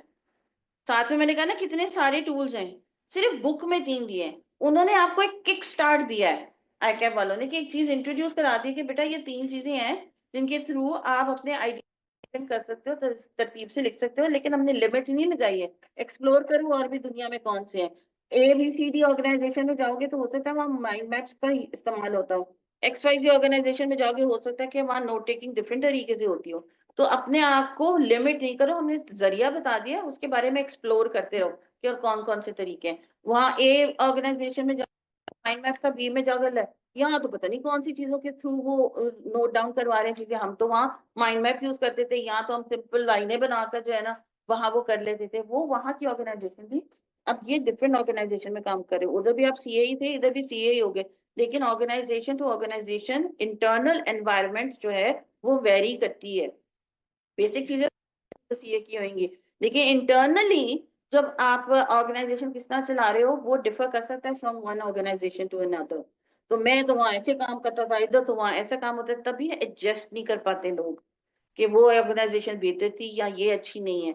हम थोड़ा सा अपने आप को मोल्ड तो करने की कोशिश करो, अंडरस्टैंड तो करने की कोशिश करो कि इस नए ऑर्गेनाइजेशन में आए हैं, तो वो ऑर्गेनाइजेशन थी, अगर वो ऑर्गेनाइजेशन ऐसी ही होती तो फिर ये एक ही ना होते, अलग अलग है, इसका मतलब है कि कुछ ना कुछ तो अलग है इनके अंदर, चाहे वो बैंक्स हो, CA की हो, हॉस्पिटल्स हो, कहीं ना कुछ डिफरेंस उनमें होगा। तो इसलिए फ्लेक्सिबिलिटी और पेशेंस, ये दो बड़ी चीजें अहम हैं जो आगे जाके आप लोगों के अंदर आएंगी, अगर अभी नहीं भी है तो। अगर मैं तो जो कह दिया तो वही करना है, तो वरना माय वे और नो वे वो आगे नहीं चलेगा। और दूसरा पेशेंस, बहुत अपने अंदर सब्र लाना पड़ेगा, क्योंकि अब ये कह दिया है करना पड़ेगा, या डांट सुनना एंड ऑल दैट, ये सारी चीजें अपने अंदर आहिस्ता आहिस्ता ऑब्वियसली आएंगी। अच्छा, ये चीज अगर आप देखो, इधर कलर्स क्या, ब्लू और येलो आ रहे हैं, क्या फील आ रही है कि ये किसी ने अपने नोटिस बोर्ड पे क्यों लगाया हुआ होगा ये, और दोनों में डिफरेंस क्या है अदर देन द कलर? इस वाले में और इस वाले में फर्क क्या है कलर के अलावा? जो सारे ब्लूज हैं या पर्पल आ रहे हैं और सारे येलोज, सारे ब्लूज में क्या है? राइटिंग बड़ी है, गुड, बोल्ड में लिखा हुआ है, प्रोमिनेंट करके लिखा हुआ है। और जो येलो वाले हैं उसके अंदर थोड़ी सी हेडिंग देकर कुछ नीचे छोटे छोटे नोट्स लिखे हुए हैं। तो वो ये है कि फॉर एग्जांपल अगर हम सेफ्टी की बात करें, अब बॉस आए हैं अचानक केबिन के अंदर, या वो सेफ्टी के ऊपर जो हमने कल यहाँ की थी वो किधर है, आप देखिए कि सेफ्टी को पहले ही हाईलाइट करके रखा हुआ है, बॉस ये रही सेफ्टी, इसके नीचे हमने ये पॉइंट्स की बातचीत की थी। वो कहेंगे अच्छा ठीक है। और वो जो है वो प्राइसिंग की हमने बात की थी साथ में, जो हमने मशीन ले ली है, सेफ्टी तो हो गई, प्राइसिंग की बात की थी कि कितनी हमारे पास पैसे हैं और क्या होगा, कितने की हम खरीदेंगे, सर ये रही प्राइसिंग, और ये हमने वहां बातचीत की थी। आप सही तरीके से ऑर्गेनाइज करके रखोगे तो वक्त पड़ने पर इंफॉर्मेशन हो जाए या चीजें हो जाए, उसको रिट्रीव करना हमारे लिए ही आसान हो जाएगा, रादर देन दैट कि ये ना कलर कोऑर्डिनेशन होती, ना ही इसमें कोई बोल्ड चीज लिखी होती, लेकिन उन्होंने पेपर्स चिपकाए हुए होते अपने नोटिस बोर्ड के ऊपर, लेकिन एक ही तरीके के कलर से, एक ही तरीके का फॉन्ट, एक ही तरीके के पेन या पेंसिल से लिखा हुआ, तो खुद को ढूंढना पड़ता है कि मैंने कौन सी चीज कहाँ लिखी थी। फिर 5 7 10 20 25 सेकंड लगा कर फिर बॉस को बताएंगे, बॉस कहेगा रहने दे, मैं आप पे ही ढूंढ लेना। तो फिर क्या हुआ, एक दफा दो दफा तो चलो लेट गो कर भी देते हैं सीनियर्स जो होते हैं या कलीग्स भी जो होते हैं, आप भी फ्रस्ट्रेट होते हो, वो अगला बंदा भी फ्रस्ट्रेट होता है कि जी अगली दफा इससे पूछना ही नहीं है, इसको काम देना ही नहीं, फिर वो नेगेटिव में बात चली जाती है, बंदा खुद frustrate हो जाता है, one thing leads to another. तो अगर आप ऑर्गेनाइज रहोगे लाइफ में, पर्सनल और प्रोफेशनल, तो अपने लिए भी आसानी है, वक्त पड़ने पर जिसने भी इंफॉर्मेशन मांगी है, चाहे वो आपका जूनियर है, चाहे वो आपका सीनियर है, चाहे वो खुद हो, आपके पास वो इंफॉर्मेशन आपके फिंगर टिप्स पे होगी, कहीं ना कहीं पास आपको पता होगा, क्योंकि आप ऑर्गेनाइज्ड हो। तो ये चीजें इस वजह से काम आती हैं कि जब आप कहीं ड्यूटी लगी हुई है आपकी, कि आपने ब्रेनस्टॉर्मिंग करके अपने आइडियाज को पेन डाउन करना है, तो इट्स योर रिस्पॉन्सिबिलिटी कि वो इस तरतीब से हो कि आपका सीनियर मांग रहा हो, जो टीम लीडर था, आपके कलीग्स मांग रहे हो जो सर मीटिंग में थे, या कोई आपका जूनियर भी मांग रहा हो, तो आप देर एंड देन उनको वो प्रेजेंट कर सको चीजें, रादर देन कहो कि मुझे आधा घंटा दे दें, मैं दोबारा से उसको जरा सही के फिर आपको लाके देता हूँ। वो अगला बंदा एक दफा, दो दफा, 10 दफा या 20 दफा भी आपको एक्स्ट्रा टाइम दे देंगे, लेकिन एक वक्त आएगा वो फिर कहेंगे कि यार आप क्यों नहीं ऑर्गेनाइज रहते हो, जब आपसे चीज मांगो आप मुझसे 1 घंटा आधा घंटा मांगते हो, फिर चीजें उल्टी फुल्टी होती हैं, फिर मुझे उसमें से चीजें सही करनी पड़ती हैं, समझनी पड़ती हैं, फिर अगेन डांट पिटती है और वो नेगेटिव में चीजें चली जाती हैं, खुद भी बंदा डिमोटिवेटेड एंड फ्रस्ट्रेटेड होता है। तो बिगिन विद आई, हमने अपने अंदर ये एबिलिटी थोड़ी सी पैदा करनी है, स्लो एंड स्टेडी होगी, अचानक हर किसी में हर पॉजिटिविटी नहीं आती, कि हमने थोड़ा थोड़ा ऑर्गेनाइज होने की तरफ जाना है। अब जैसे एक और ये इमेज मुझे बड़ा अच्छा लगा था, कि अब जैसे ये व्हाइट है, तो ये व्हाइट यहाँ पे ब्लू है, यहाँ ब्लू है, इसी तरह येलो है एंड ऑरेंज है, आई डोंट नो यहाँ क्या कलर्स आ रहे हैं। तो वो अब फॉर एग्जांपल अगर ये जो ऑरेंज या येलो सीट के ऊपर बैठे हुए हैं, तो जो ये साहब या साहिबा बोल रहे हैं वो उस येलो पेपर के ऊपर लिखा जा रहा है, जो ब्लू वाले सीट के ऊपर बैठे हुए हैं वो उनके ऊपर लिखा जा रहा है। तो जब आप इस तरह की कलर कोऑर्डिनेशन भी करते हो, तो आइडियाज जो है ना वो डिफ्रेंशिएट हो जाते हैं, एक ही बोर्ड के ऊपर आप एक ही पेन से अगर लिख रहे हो तो डिफरेंट तरीके होते हैं, आइडेंटिफाई करना इंफॉर्मेशन को जो है ना वो थोड़ा सा आसान हो जाता है। ये पढ़िएगा जरा, ऊपर क्या लिखा हुआ है, project manager calls for, read it to yourselves. Online student आ रही है आप लोगों को?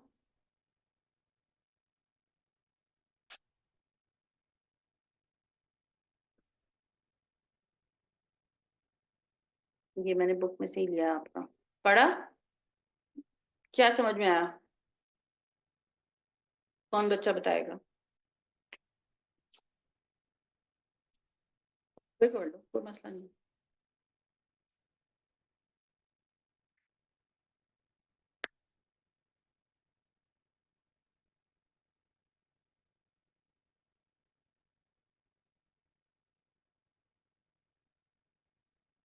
फॉर एग्जाम्पल हमने ये सेल फोन की हमारी कंपनी है, ठीक है, अब हमने सेल फोन बना रहे हैं, बनाया है, तो प्रोजेक्ट मैनेजर ने अपनी टीम को बुलाया डिस्कस करने के लिए कि हमारा ये जो प्रोडक्ट है इसका यूनिक सेलिंग पॉइंट क्या है, यूनिक सेलिंग प्रोपोर्शन या यूनिक सेलिंग पॉइंट बोलते हैं, कि एक्स वाई जी कितनी सारी कंपनियां सेल फोन्स निकाल रही है, मग्स निकाल रही, कप्स निकाल रही, कुछ भी वायर निकाल रही हैं, हमारे इस वायर में, हमारे इस सेल में, हमारे इस कप में या हमारे इस लैपटॉप में ऐसा क्या यूनिक सेलिंग पॉइंट है कि हम जो पोटेंशियल क्लाइंट्स हैं या कस्टमर्स हैं वो हमारा ही ये प्रोडक्ट खरीदें। इसके लिए एक मीटिंग फॉर एग्जांपल कॉल की गई है। उसके बाद जब हम आइडेंटिफाई कर लेंगे कि हमारे इस प्रोडक्ट के अंदर ही जो है वो एक यूनिक सेलिंग पॉइंट है या हो सकते हैं, या हम अभी नया बनाने लगे हैं, तो उसके अंदर हम ये यूनिक सेलिंग पॉइंट डालेंगे तो हमारे क्लाइंट्स हमारे से ज्यादा खरीदेंगे या लैपटॉप ज्यादा खरीदेंगे। तो जब ये सारा कुछ डिसाइड हो जाएगा, सेकंड पार्ट ये है कि वो यूनिक सेलिंग पॉइंट हम फिर मार्केटिंग डिपार्टमेंट से शेयर करेंगे ताकि फिर वो उसको प्रमोट करें कि जी मार्केट के अंदर एक नया सेल आया, उसके अंदर ये फन चीजें। तो ये बेसिकली ये प्रोजेक्ट मैनेजर से लेकर इस प्रोडक्ट तक जो लिखा हुआ है वो ये लिखा हुआ है कि एक मीटिंग कॉल की जा रही है, हमारा एक प्रोडक्ट है, उसमें यूनिक सेलिंग पॉइंट हमने आइडेंटिफाई करना है। आइडेंटिफाई करने के बाद वो हमने मार्केटिंग टीम को देना है ताकि वो आ जाके फिर हमारे इस प्रोडक्ट को प्रमोट करें। क्लियर है यहाँ?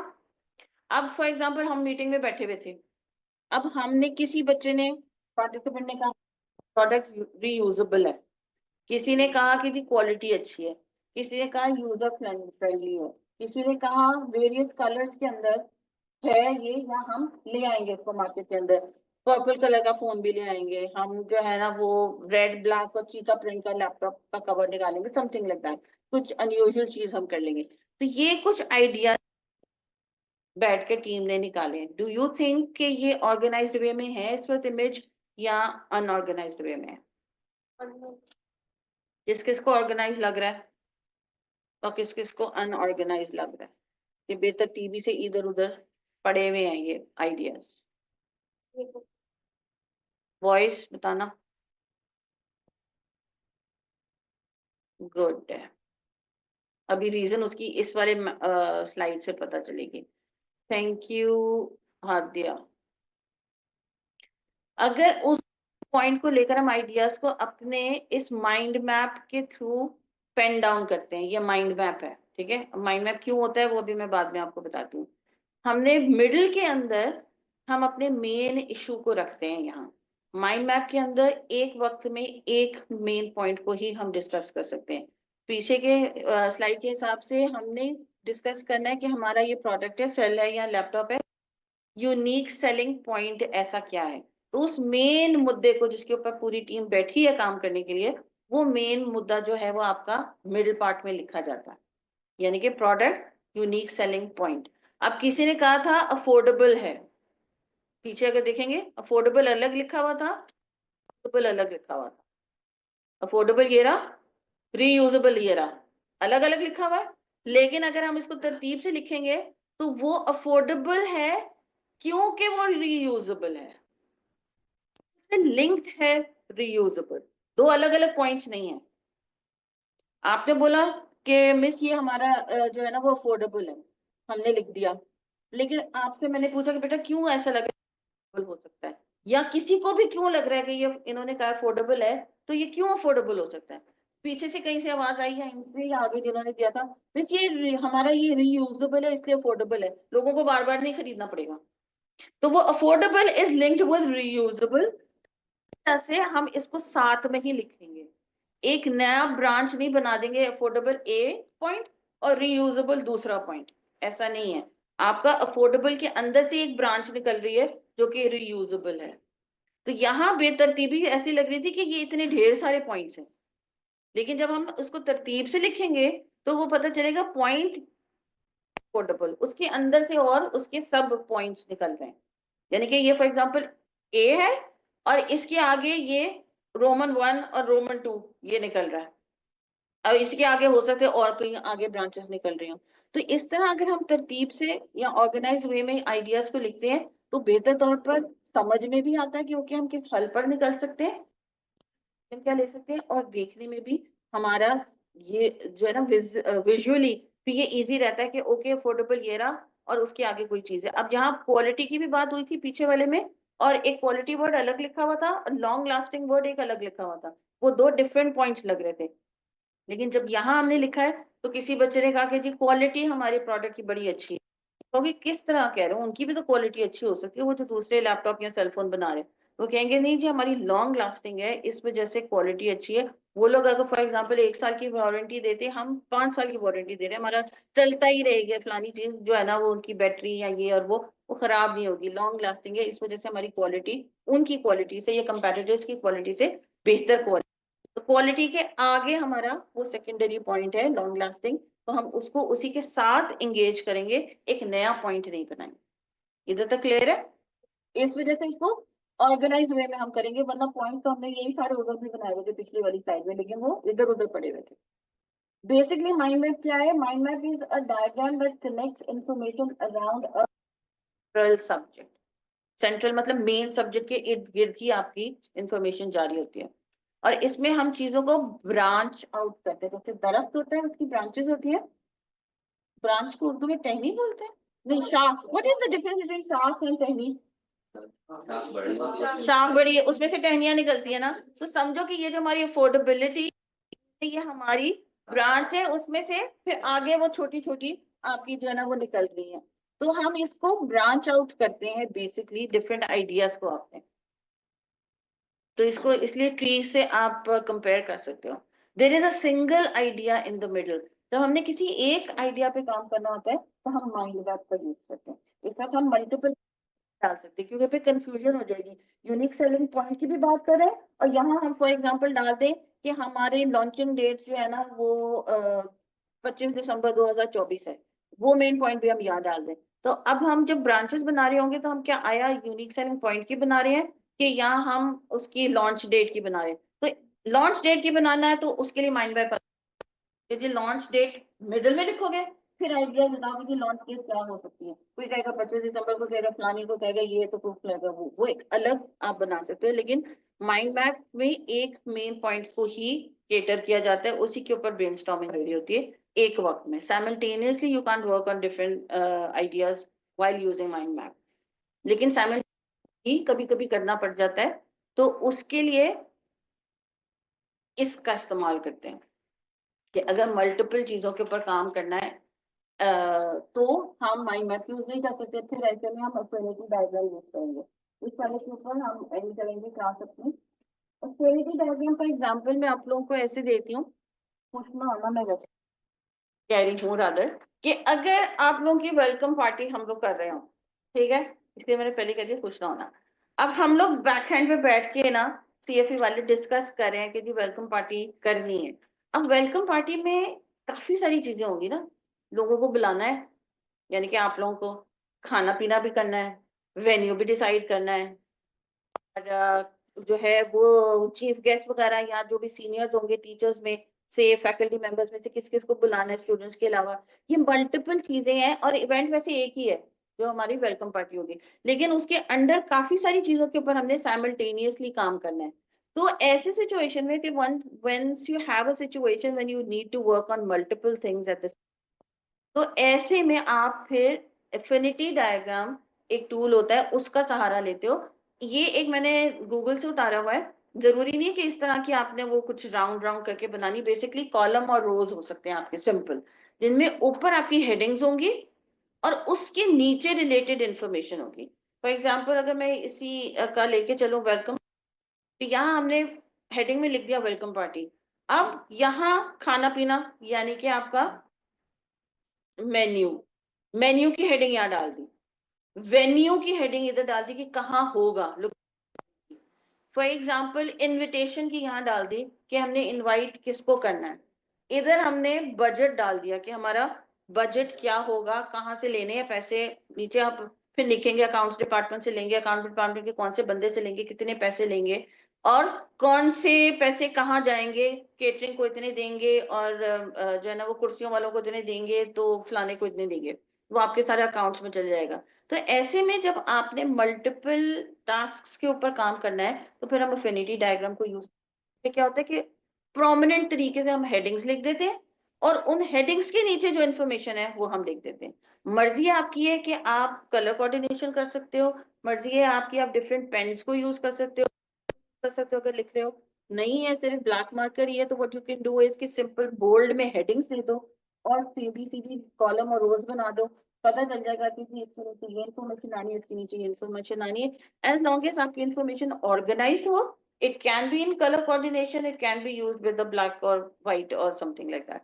जरूरी नहीं कि रंग बिरंगा ही हो, कर भी सकते हो, आपकी अपनी चॉइस है, लेकिन प्रोमिनेंट हेडिंग्स और उन्हीं हेडिंग्स के नीचे उन्हीं से रिलेटेड इन्फॉर्मेशन होनी चाहिए। ये नहीं है कि वेन्यू के अंदर जो है ना वो मेन्यू डला हुआ है, मेन्यू के अंदर अकाउंट्स भी डाल दिया हुआ है, तो वो फिर अगेन इसको फिर बनाने का मकसद ही क्या है, फिर ढूंढना पड़ेगा दोबारा। वेन्यू के अंदर बंदा है, वेन्यू के अंदर जो है ना हमने इन्विटेशन क्यों डाल दी कि इन लोगों को बुलाना है, फिर इसको भी इस्तेमाल करना आना चाहिए ना, ऐसे नहीं रेंडमली आप अपने डेटा को पुट इन कर दोगे। यहाँ तक क्लियर है? ऑनलाइन स्टूडेंट्स आपको भी क्लियर है? जब लार्ज नंबर ऑफ आइडियाज को आपने या कोई कॉम्प्लेक्सिटी को करना होता है केटर, तो फिर यूज अफिनिटी डायग्राम।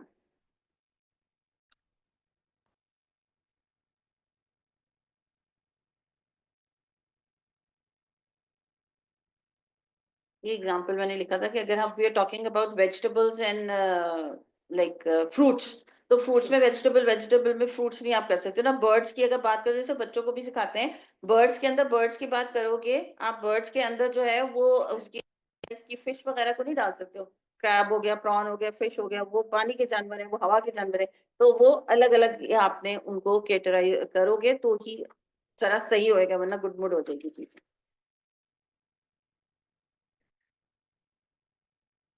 ओके, ये सारी बातें अभी मैंने बोल दी हैं उर्दू के अंदर। लास्ट कर लेते हैं, फिर इसको खत्म करते हैं, तो कलाम नहीं बचा। Third and the last that your book recommends is a fishbone diagram।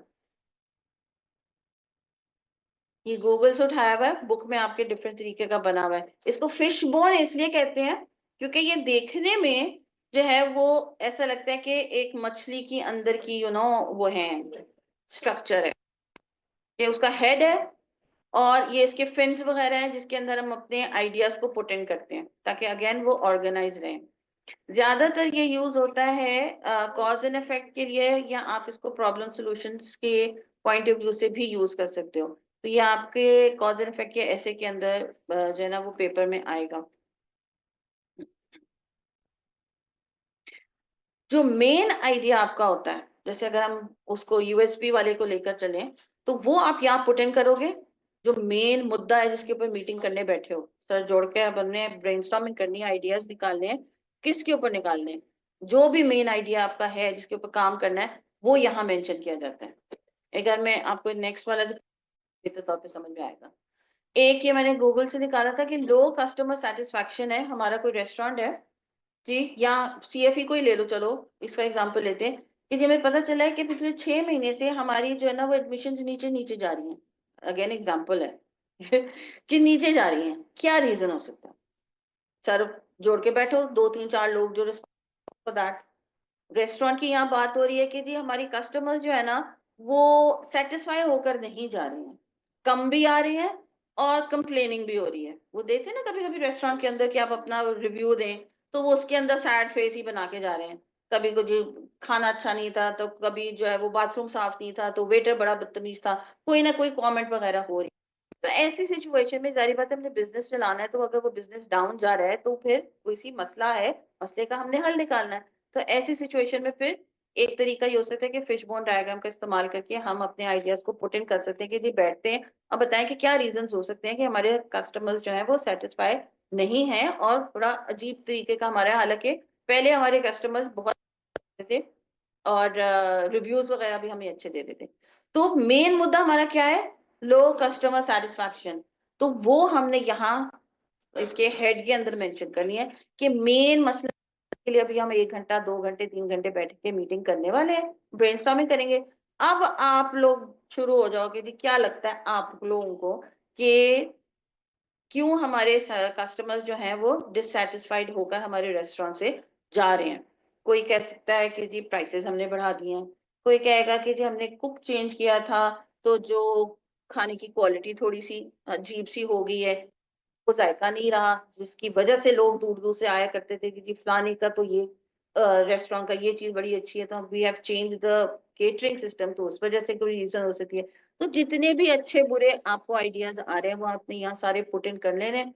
फिर अगेन उसको फिल्टर करेंगे और फिर मेन उसके ऊपर पहुंचेंगे कि ओके वाकई जो है वो यही दो तीन या कोई एक चीज है जिसकी वजह से हमें ये फील आई है कि ये ही वो पॉइंट या पॉइंट्स हो सकते हैं जिसकी वजह से हमारे कस्टमर्स डिससेटिस्फाइड हैं। तो let's work on these 2 or 3 things and revive our customers back. Clear? Good.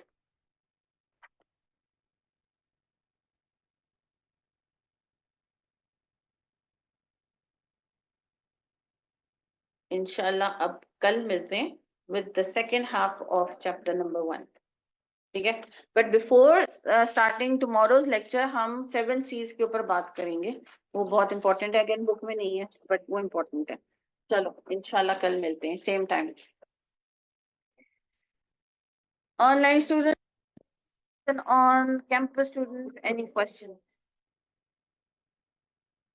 नए स्टूडेंट दोनों बेटा आप लोग ग्रुप में हो, व्हाट्सएप ग्रुप में? ओके, मैं अभी शेयर कर देती हूँ चीजें।